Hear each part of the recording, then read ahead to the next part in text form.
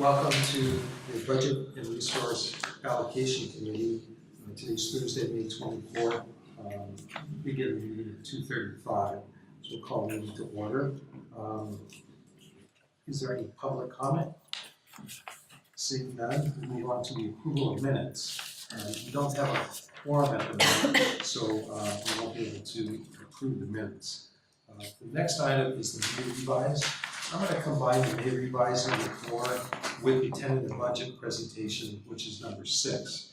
And the budget presentation is on the screen above, and there should also be one in everyone's packet. It's the PowerPoint presentation.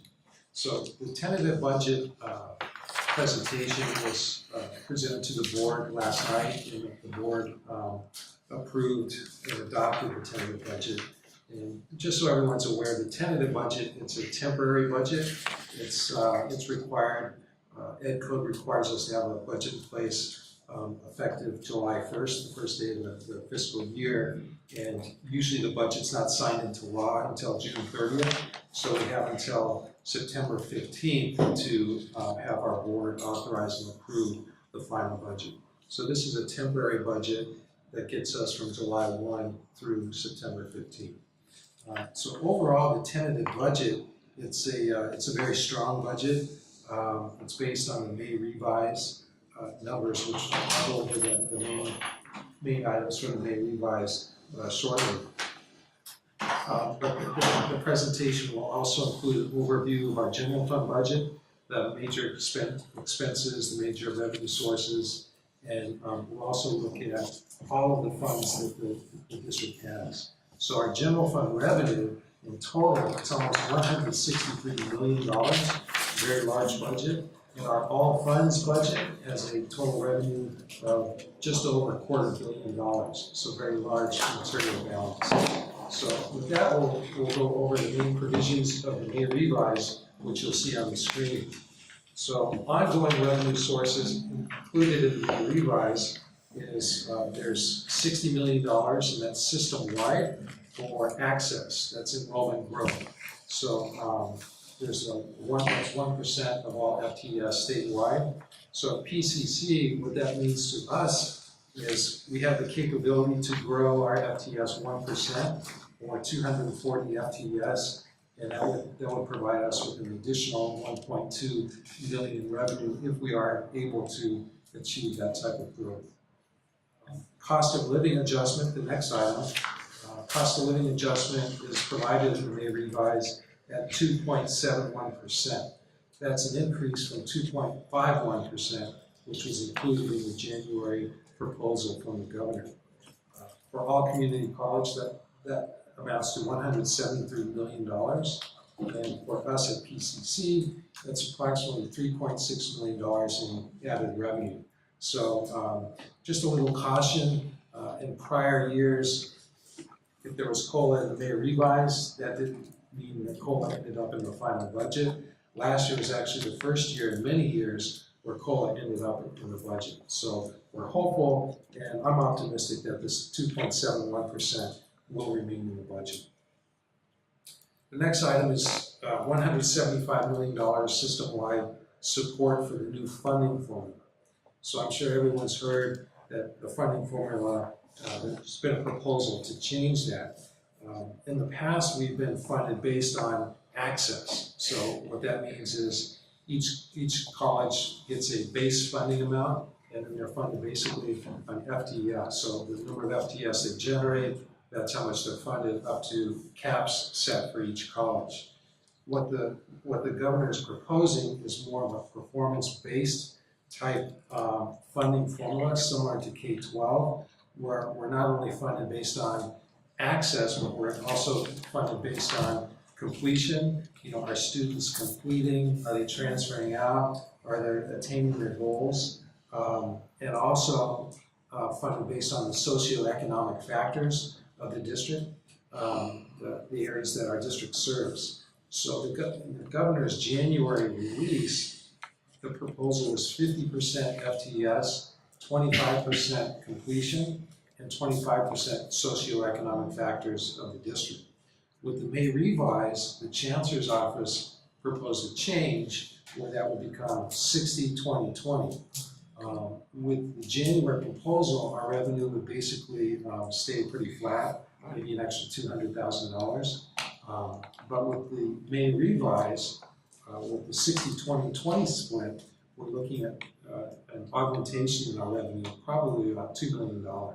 So if it's signed into law, that would be good for us. But currently, the California Senate voted against the funding formula that was proposed by the Chancellor's office. But they did it without prejudice, meaning that it could end up in the final budget that's signed into law. But right now, it's really too early to tell whether or not that will be the final funding formula.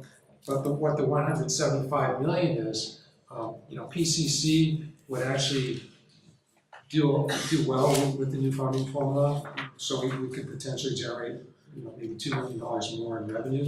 There's a lot of districts that aren't doing so well. The new funding formula would actually result in reduced funding.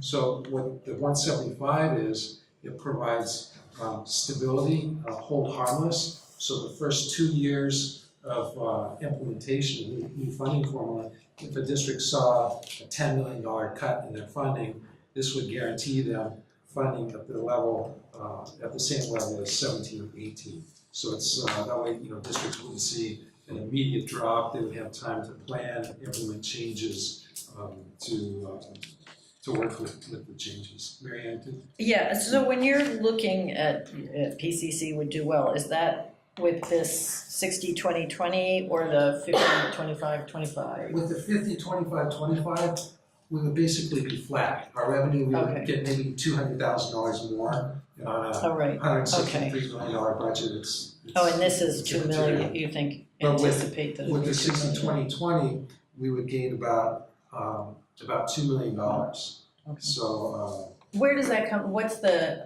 which of the factors in the funding formula causes that change? It's really looking at two major things. One are FTS, because we generate 24,000. That's the move from the 24,000 FTS. Okay.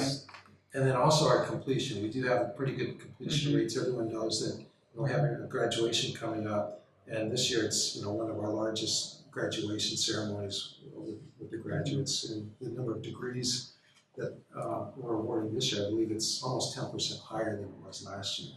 So we're doing well in those areas. So that's something I'm watching very closely. As soon as I have more information, I'll be happy to share that with everyone.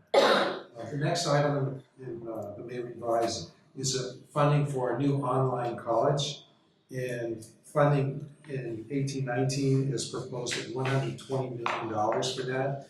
$20 million would be ongoing, and $100 million would be initial startup costs. And the last item is funding for the California Promise Program, which replaces the Bob River program, and that's in the amount of $46 million. So the next slide covers one-time funding. These are restricted for specific purposes. And the first item is $143.5 million system-wide for deferred maintenance instructional equipment projects.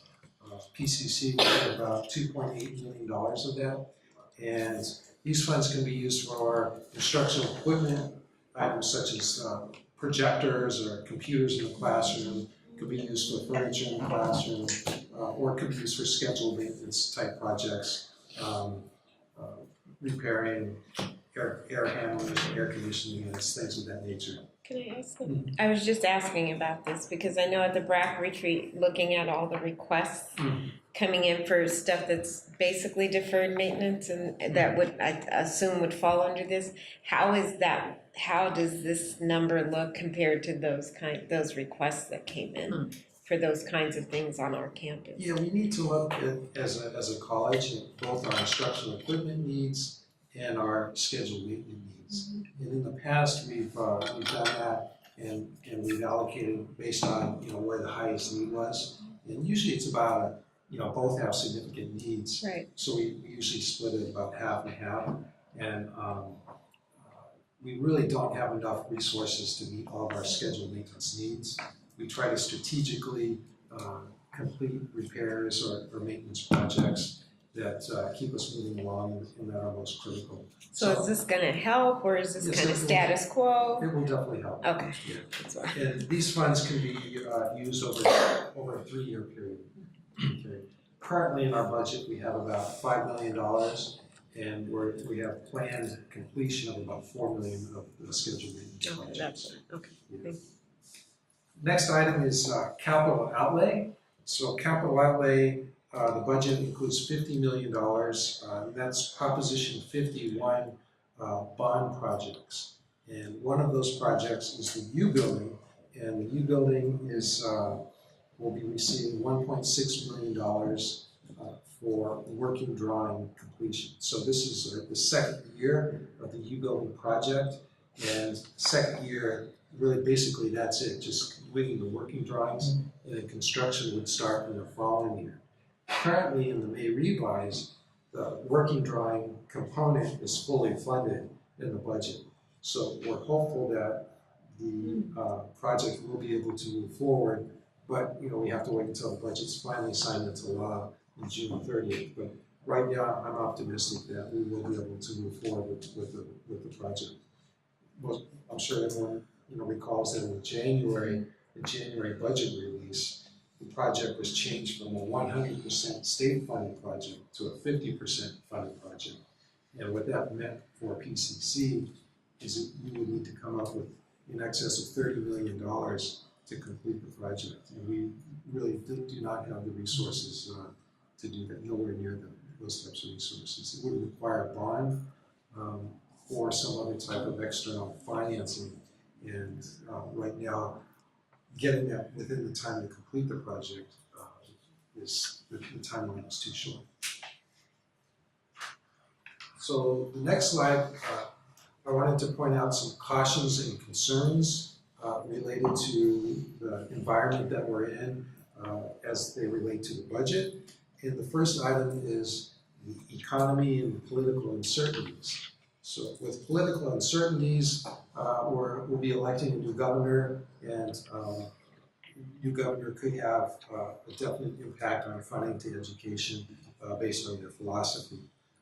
The economy in California, although it's very strong right now, we're in the 8th year of strong growth, and the typical recovery lasts maybe 5 to 6 years. So there's a lot of economists and Department of Finance are just cautioning us that we could be headed toward a slowdown or a downward trend with the economy. Even though right now unemployment's at an all-time low at 4.3% in the state, revenues flowing into the state are higher than almost every month. They're higher than the previous projection. To give you an example, personal income taxes that individuals pay to the state are up over budget $2 billion. Corporate income taxes are $1 billion over budget at the state level. That's important and a key indicator for us because of Proposition 98, which determines how much funding that the state receives moves on to education. Prop 98 says that about 49% of state general fund revenues go to K through 14 institutions. So K through 12 get about 89% of that, and community colleges get about 11%. So with the revenues strong in those areas, it's a good indicator for the budgets for community colleges. Next item of caution and concern is PERS and STRS rate increases over the next several years. And the table on the screen shows that STRS rates in 16-17 were 12.58%, and by the year 2021, those will escalate to 19.1%. So for every $100 earned by an employee, the district will be required to contribute not $12.58, but $19. So that's very material when you're looking at our total expenses for salaries and benefits. It's about 87.5% of our budget. PERS rates are going up even higher, where they'll be at 23.5%. So almost a quarter of a person's salary will be required to pay for the PERS contribution. And to put things in perspective as far as dollar-wise, the annual expenses from 17-18 compared to 22-23, fiscal year 22-23, will increase $6 million every year as a result of that increase. So that's a huge increase for us. And strategically, how we're planning to deal with that is we have set up an irrevocable trust. This committee looked at that and it was voted unanimously to move forward with the irrevocable trust. And funding that we've set aside for the PERS contingency, the board, a recommendation was made to the board and they approved it last night to transfer $4 million into the irrevocable trust. And that way we can earn a higher rate of return compared to what the county is paying. Currently at the county we earn about 1%. Irrevocable trust will be moving the funds into a very conservative fund where the return should be in the neighborhood of 3 to 6%. But that'll just one way of helping us meet the needs of the district. OPEB, similarly, the irrevocable trust, we're transferring in $10 million that's been set aside. The board approved that last night, and that'll generate additional revenue, which will reduce the draw on the general fund.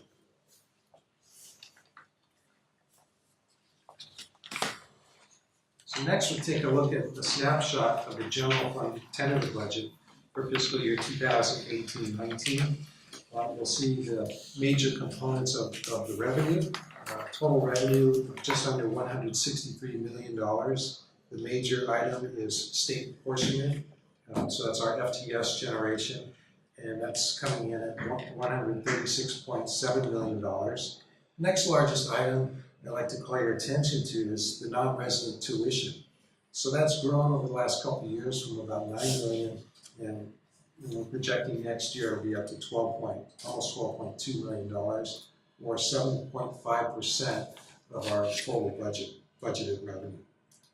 When we look at the expenses, it's a balanced budget, so total expenses equal to total revenues.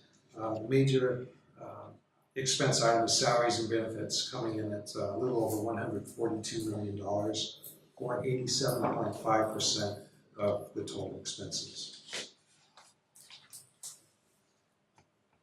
Next, I have major assumptions built into the revenue. These are changes from our current projection for 17-18, comparing them to fiscal year 2018-19. So apportionment's going up $3 million net, and that includes the COLA. Non-resident tuition is going up $1.6 million, and there's other one-time revenue sources that we received in 2017-18 that we're projecting will go down by $700,000. So we have a net increase in our revenue of $3.9 million. The expenses, total compensation paid to employees, that includes projected raises and increases in items such as PERS, STIRS, and health benefits, are going up 3.5%. And as I mentioned in the earlier slide, there's COLA of 2.71%. All of our negotiating bodies agreed. We have agreement for 2018-19 that there'll be 2.71% increase. So that's built into the salary projections. General operating expenses we show going up to $1.9 million, and we have decrease in transfers and other funds in the amount of $2.8 million. And I'll go over the transfers in the next slide. As far as the increase of the 1.9 operating expenses, I mean, is there large, I mean, what is that? It's a lot of money. That's, it's basically because the operating expenses that were budgeted in 17-18, we're projecting that not all of those funds will be spent. And rather than cut the budget, we're leaving the budget the same amount. So it's basically the projected expense for 17-18 will be lower than actually spent. So let's say if a department was provided $1,000 of budget for an operating expense and they only spent $500, we're not cutting their budget because perhaps there were savings or they didn't need the full amount. So we're leaving the budget at 1,000. What this is saying, the projected 500, it's going back up to the budget. So it's really not budget to budget, it's the most current projection compared to the budget. Does that make sense? So the general operating expense is it's okay, it's not budget to budget, it's what they've expended and then what you expect in the budget. Right. Okay, got it. So the total is 3.9, so the total assumption for changes in expenses is the same as the changes in revenue. The next slide shows the transfers from the general fund and where those transfers are going to. So we have coming out of the general fund, $3.1 million. 36,000 of that is going to the Child Development Fund. Capital Outlay Fund is receiving 600,000. Our Property and Liability Self-Insurance Fund, 1.4 million. OPEB Self-Insurance Fund, 1 million. And our PERSTERS Contingency Fund, 96,000. So part of how we were able to reduce the transfers is by setting up the irrevocable trust. We're reducing the amount drawn for both the OPEB liability and the PERSTERS Contingency Fund. So how much was, in the past, how much was that? The 1.4 and the, is it, which two? The OPEB and the? The last two. The last two. So how much was that before? Before, it ranged each year depending on the availability of funds. We've had years where we transferred 2 million out. We've had years where we didn't transfer any funds out. Last year, for the PERSTERS when I say last year, it's the year we're currently in, that we're just wrapping up, we transferred about 500,000 for the PERSTERS Contingency Fund. And we're still working on the analysis with the OPEB to determine how much we can actually transfer out. So last year, what did we transfer for OPEB? Or did you just say you're just still trying to figure that out? We're still finalizing the numbers, but overall it's about $1 million savings that we're able to reduce the transfers out as a result of the irrevocable trust. Okay. All right, thanks. And the last slide is actually a very concise snapshot of all of the district funds. And it shows each fund with the description of the fund, the beginning balance, income, expenditures, transfers, net activity, and projected ending balance. So very useful to see exactly where all of the dollars of the district are. So we're projecting a beginning balance of $59,250,000, and after all of the activity for next year, as included in the tentative budget, we're projecting an ending balance of just over $45 million. And when you look at the general fund, so the general fund, it's a balanced budget, so the beginning balance is the same as the ending balance of $26.5 million. And $26.5 million represents a 16.5% reserve balance. And next item on the agenda, I'm going to go over a 5-year projection. And 16.5%, it's a healthy reserve balance. The Chancellor's Office, ACCJC, suggests a minimum of 5%. Our district's target is 10%, right? So although we're above that, by the year 21-22, we'll be down to 10% because of increases in PERSTERS contribution, health benefit costs, are just drawing down our reserve balances. But I'll share with you a 5-year projection, or I'll explain that in more detail. I just wanted to call your attention to that item now. When you look at Fund 64 and 69, those are our OPEB and Pension Stability Fund. These are net of the $14 million that we're transferring to the irrevocable trust that were approved by the board last night. So that really concludes the presentation on the tentative budget. I'll be happy to answer any questions that anyone may have. And with that, we'll next move on to the 5-year projection, which is on the legal size document with the nice colors of yellow and green and orange. This includes the current year, fiscal year 2017-18, the budget and the current projection. So originally budgeted was $156 million in revenue, and the current projection is $2.4 million higher than that, at almost $159 million.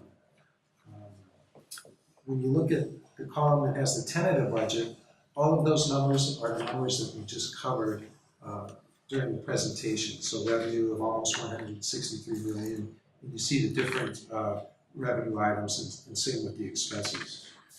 The following 4 years are projections going out. And in the top box, we have assumptions for things such as general increase, which would be COLA. So for fiscal year 2018-19, you'll see we have COLA, the general increase of 2.71%. I have salaries going out 2.71% because that's what was negotiated, increases of COLA.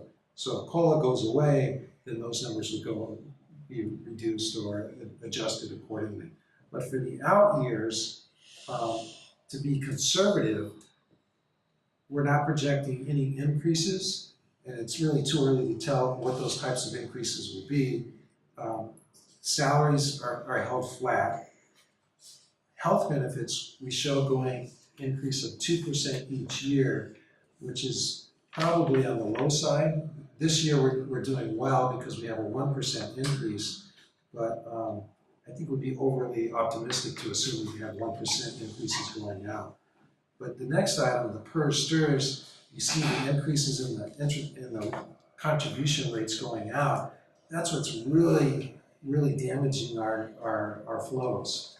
That's what's causing us to go into more of a deficit mode in the out years. I'm going to ask you to go down to line number 27. At both ends of the schedule, you'll see numbers. So if you go to row number 27, that's our surplus or our deficit. So if the number's in a bracket, it would be a deficit. So you notice for the tentative budget, it's a 0 because we have a balanced operations. But for next year, or the following year, 2019-20, just because of the increases in the PERS and STIRS and the health benefits, we have a deficit of $2.2 million. The following year, that grows to $3.9 million. And then you see it goes all the way up to almost $5 million deficit in the year 22-23. And that's what's drawing down our reserve balance in those years. The boxes from rows 31 to 43 show our fund balance and what that balance is. And you'll see a red arrow. When the fund balance goes below 10%, we're transferring out of our irrevocable trust into the general fund to ensure that we maintain at least our targeted 10% reserve. So in year 21-22, we're transferring out $430,000 to maintain our reserve balance of 10%. But in the following year, we had to pull out almost $5 million to maintain our reserve balance. So the primary driver for this is increases in the PERS STIRS. And although we've been very strategic, setting money aside, it's not a permanent solution. It's going to buy us a few more years, but after 22-23, unless something changes statewide and system-wide, we're going to be in trouble as far as meeting our reserve requirements. But PCC is not the only one, not the only community college, not the only state agency that's dealing with this. In my opinion, there will be needed relief from the state level. I think we've been very proactive. I want to thank this committee for the work that we've done here. One, setting up the irrevocable trust, setting monies aside, and being very proactive. And that's bought us some time, and that's why we're in a very healthy position right now. It's not a total solution, but we'll continue to plan, continue to analyze every expense that we can to see if we can reduce the expenses to help make the bottom line of the budget. Are there any questions on the 5-year projection? And we can talk about it next time too, give you time to look it over, and if questions come up, we'll leave it on the agenda, just to go over it. But, you know, I can bring the electronic copy, and we can do different scenarios on the growth of the revenue and the expenses, just so you see what happens with the bottom line. It's a good sensitivity analysis template that we've created in Fiscal. So for this year though, it's showing we got 2.4 million more than we had projected in the actual budget, is that correct? That's correct. Okay. Yeah. And if you look at the salaries, we're actually paying $3 million more out in salaries. That was part of the one-time, 1% one-time that was paid out. You see that item number, row number 13. Just below the 2.4, okay, yeah. Yeah, so salaries were budgeted at 93.6 million, but we're projecting them to come in at 96.6. And part of that's because increases that were not included in the budget. I mean, like the raise, the 2% raise you're talking about? The 2%, because we don't budget for a raise until it's officially negotiated. So both the 2% and the 1% off schedule are included in the current projection. So you say, okay, well, we're receiving 2.4 million in revenue. How are we using that? So we're total salaries and benefits, we're using 4.1 million of that, and we actually have savings in operating expenses, which addresses your point raised earlier, Danny, about the supplies and material operating expenses. You see that's actually lower than the original budget, but we didn't want to cut areas' budgets because there's still a need. It's just perhaps this year they didn't use all the funds. But overall, it's a healthy year for us in 2017-18. It's being projected as a balanced year. When we close the books, things will actually change. We may be over under a little bit, but I think everyone's done an excellent job watching expenses and being very creative with the resources that we have. So 18-19, we're also projecting a balanced budget.